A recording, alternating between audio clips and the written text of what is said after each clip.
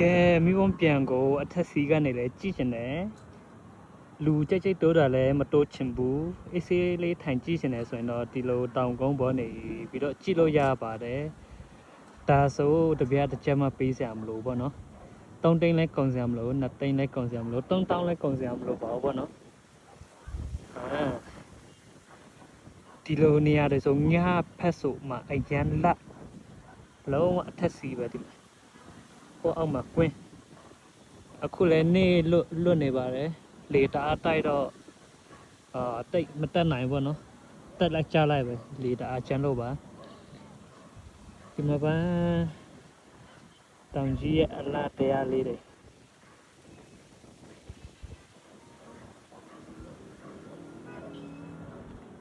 မြူမုံကြမှာတောင်တန်းများနဲ့လာနေတယ်ဟဲ့လေ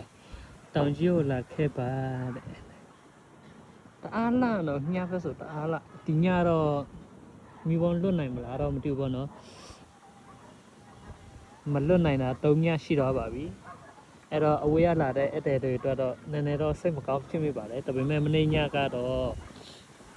တောင်ပိုင်းသားမိကအရေးဆုံးပြီးတော့လွတ်ပေးလိုက်တယ်ပေါ့နော်အဲ့တလုံးလေးပဲအဲ့တော့ဒီညကမိုးမချမ်းပါစေနဲ့မိုးမရွာပါစေနဲ့လို့ပဲဆုတောင်းရမှာပေါ့နော်အလုံးပဲညကြရင်ပြန်တွေ့ကြရအောင်ပါ see you bye bye